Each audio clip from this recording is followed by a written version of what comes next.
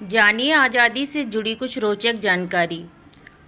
भारत के अंतिम viceroy Lord Mountbatten ने 15 अगस्त के दिन को ही आज़ादी का दिन इसलिए मुकर्रर किया था क्योंकि 2 वर्ष पहले 15 अगस्त के दिन ही मित्र देशों की सेना के सामने जापान ने समर्पण किया था। 15 अगस्त के दिन ही दक्षिण कोरिया ने जापान से 1945, बहरीन ने इंग्लैंड से 1971 और फ्रांस से कांगो गणराज्य ने 1960 स्वाधीनता हासिल की थी।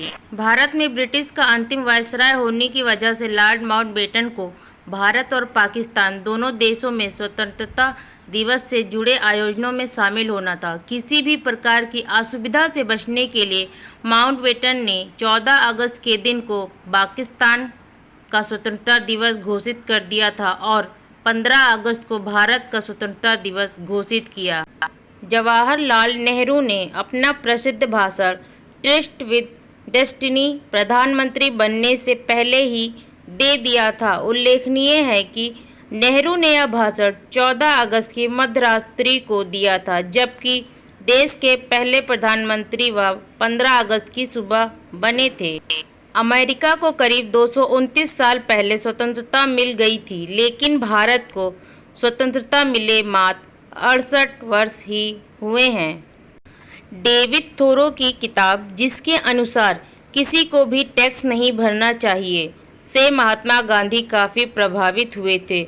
उन्होंने इसी किताब में उल्लेखित तरीकों का अनुसरण भारत के स्वतंत्रता संग्राम में किया था। सविनय अवज्ञा आंदोलन के दौरान विदेशी वस्तुओं का बहिष्कार और नमक पर लगने वाले कर का विरोध करना, जिसके परिणाम स्वरूप उनके अनुयायी स्वयं नमक बनाने के लिए प्रेरित हुए।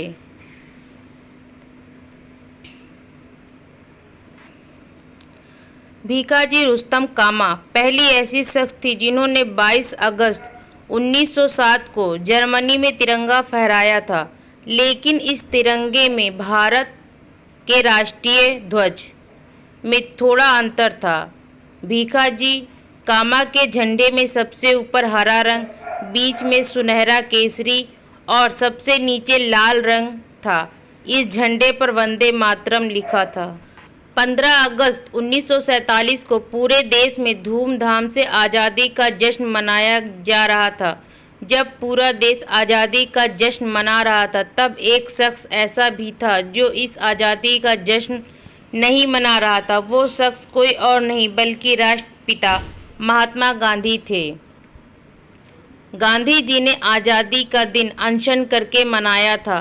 गांधी जी आज़ादी के दिन दिल्ली से हजारों किलोमीटर दूर कलकत्ता में थे। कलकत्ता में हिंदुओं और मुसलमानों के बीच शांति और सौहार्द कायम करने के लिए उन्होंने यह कदम उठाया था। आज़ादी से कुछ दिनों पहले की बात है, जब पंडित जवाहरलाल नेहरू और सरदार वल्लभ भाई पटेल ने दूत के हाथों एक पत्र भेजा जिसमें लिखा था, बापू आप राष्ट्रपिता हैं। 15 अगस्त 1947 पहला स्वाधीनता दिवस होगा। हम चाहते हैं कि आप दिल्ली आकर हमें अपना आशीर्वाद दें।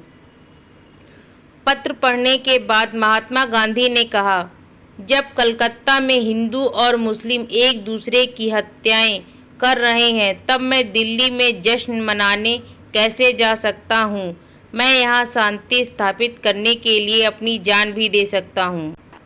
गांधी जी ने स्वतंत्रता दिवस के उपहार के रूप में नेहरू और पटेल को दूत के हाथों एक सूखा पत्ता भिजवाया था। आज़ादी के दिन पश्चिम बंगाल सरकार के मंत्री गांधी जी का आशीर्वाद लेने आए, तब गांधी जी ने उन्हें विनम्र रहने और गरीबों की सेवा करने को कहा था। देश में गणतंत्र स्थिर रहे, इसलिए उज्जैन के ज्योतिष सूर्य नारायण व्यास ने पंचांग देखकर आज़ादी का मुहूर्त निकाला था। डॉक्टर राजेंद्र प्रसाद के आग्रह पर उन्होंने बताया कि अगर आज़ादी 15 अगस्त 1947 की मध्यरात्रि 12 बजे ली गई तो हमारा गणतंत्र अमर रहेगा। असल में 1947 में जब यह तय हो गया कि अंग्रेज भारत छोड़ने के लिए तैयार हैं, तब डॉक्टर राजेंद्र प्रसाद ने गोस्वामी गणेश दत्त महाराज के माध्यम से उज्जैन के पंडित सूर्य नारायण व्यास को बुलावा भेजा। पंडित व्यास ने पंचांग देखकर बताया कि आज़ादी के लिए सिर्फ 2 ही दिन शुभ हैं, 14 और 15 अगस्त। इसमें एक दिन पाकिस्तान को आज़ाद घोषित किया जा सकता है और एक दिन भारत को। उन्होंने डॉक्टर प्रसाद को भारत की आज़ादी के लिए मध्य रात्रि 12 बजे यानी स्थिर लग्न नक्षत्र का समय सुझाया, ताकि देश में लोकतंत्र स्थिर रहे। इतना ही नहीं, पंडित व्यास के कहने पर आज़ादी के बाद देर रात संसद को धोया भी गया था, क्योंकि ब्रिटिश शासकों के बाद अब यहाँ भारतीय बैठने वाले थे। धोने के बाद उनके बताए मुहूर्त पर गोस्वामी गिरधारी लाल ने संसद की शुद्धि करवाई थी। स्वतंत्रता के समय भारत के अंतर्गत 3 तरह के क्षेत्र थे। पहला, ब्रिटिश भारत के क्षेत्र, ये लंदन के इंडिया ऑफिस तथा भारत के गवर्नर जनरल के सीधे नियंत्रण में थे। दूसरा, देशी राज्य और तीसरा, फ्रांस और पुर्तगाल के औपनिवेशिक क्षेत्र, चंदननगर, पांडिचेरी, गोवा आदि।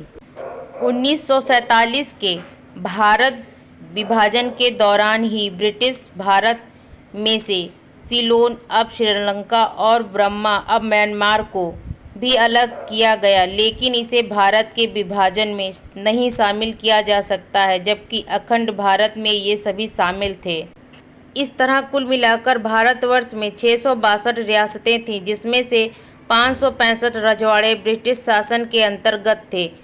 565 रजवाड़ों में से 552 रियासतों ने स्वेच्छा से भारतीय परिसंघ में शामिल होने की स्वीकृति दी थी। जूनागढ़, हैदराबाद, त्रावणकोर और कश्मीर को छोड़कर बाकी की रियासतों ने पाकिस्तान के साथ जाने की स्वीकृति दी थी। भारत का विभाजन माउंटबेटन योजना 3 जून प्लान के आधार पर तैयार भारतीय स्वतंत्रता अधिनियम 1947 के आधार पर किया गया। इस अधिनियम में कहा गया कि 15 अगस्त 1947 को भारत एवं पाकिस्तान नामक 2 अधिराज्य बना दिए जाएंगे और उनको ब्रिटानी सरकार सत्ता सौंप देगी। बहुत से विद्वानों का मत है कि ब्रिटिश सरकार ने विभाजन की प्रक्रिया को जानबूझकर ठीक ढंग से नहीं संभाला। चर्चिल और माउंटबेटन ने मिलकर भारतीय राजनीतिज्ञों में पहले फूट डाली और फिर स्वतंत्रता की घोषणा की। हमारे देश की आज़ादी और तिरंगे से जुड़ी ये महत्वपूर्ण जानकारी आप लोगों को कैसी लगी, कमेंट करके फ्रेंड्स ज़रूर बताएं, जिससे आगे भी ऐसी बहुत सारी महत्वपूर्ण जानकारी आप तक हम पहुंचा सकें। इसके लिए हमारे चैनल को लाइक, शेयर और सब्सक्राइब जरूर करें। धन्यवाद।